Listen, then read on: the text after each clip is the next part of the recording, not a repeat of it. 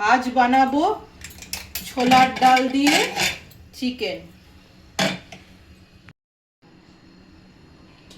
এই রেসিপিটা তৈরি করার জন্য প্রথমে ছোলার ডাল সেদ্ধ করে নিয়েছি।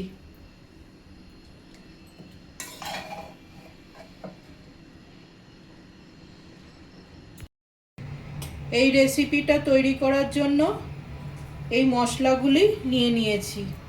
গোটা জিরে, গোটা গোলমরিচ, একটা বড় এলাচ, ছোট এলাচ আর দারচিনি, আর নিয়েছি টমেটো, দই, পেঁয়াজ কুচিয়ে নিয়েছি, ছোলার ডাল সেদ্ধ করে নিয়েছি, হলুদ গুঁড়ো, নুন, লাল লঙ্কার গুঁড়ো, জিরে গুঁড়ো, ধনে গুঁড়ো,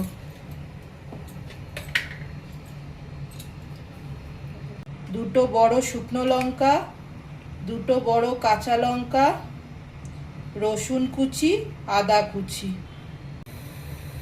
প্রথমে কড়াইয়ে গোটা জিরে, গোটা গোলমরিচ,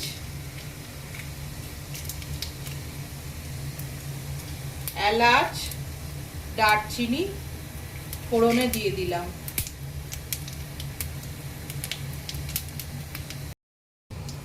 তারপরে পেঁয়াজ কুচিটা দিয়ে দিচ্ছি।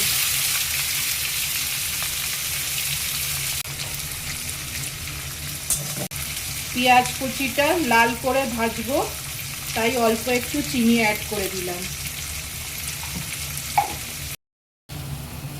পেঁয়াজটা ভাজা হয়ে গেছে, এবার মাংসগুলো ভেজে নিচ্ছি।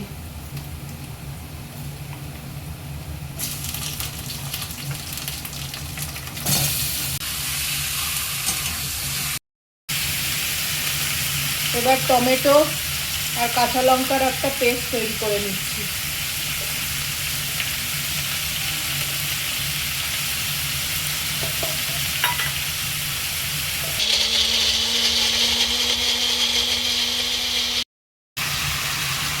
চিকেনটা ভাজা হয়ে গেছে, এবার আদা রসুনের পেস্ট দিয়ে দিচ্ছি।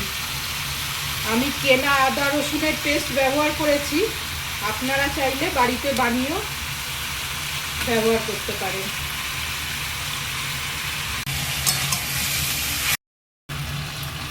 এবার টমেটো আর কাঁচা লঙ্কার যে পেস্টটা তৈরি করেছিলাম সেটা ঢেলে দিলাম।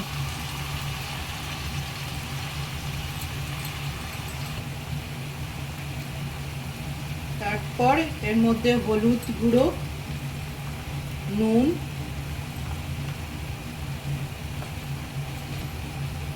জিরে গুঁড়ো, ধনে গুঁড়ো,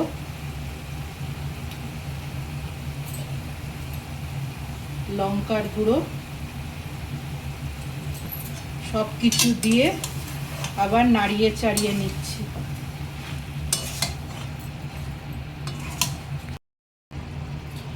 মাংসটা 5-10 মিনিটের জন্য ঢেকে রেখে দিয়েছিলাম, আর মাংস থেকে জল বেরিয়েছে, হালকা কষাও হয়ে গেছে মাংসটা। এবার এর মধ্যে দই ঢেলে দিচ্ছি।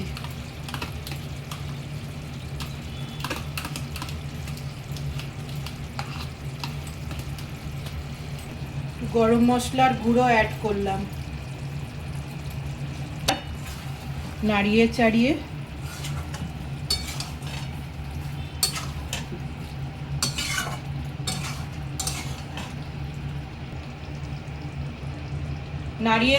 ঢেকে দিলাম।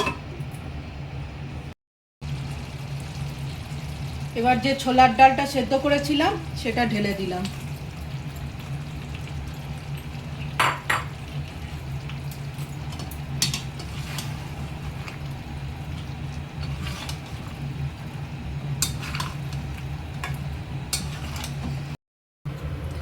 একটা আলাদা ছোট ফোড়নের কড়াইয়ে তেল গরম করে নিয়েছি। এর মধ্যে গোটা জিরে,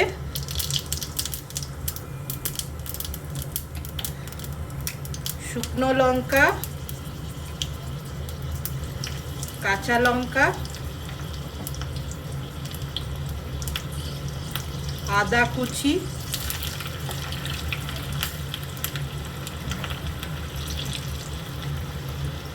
রসুন কুচি,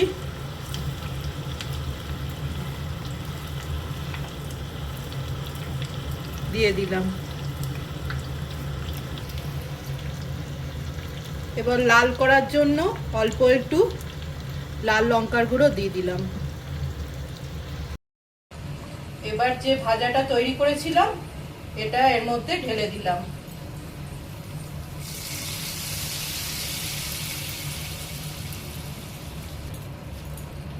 ভালো করে নাড়িয়ে চাড়িয়ে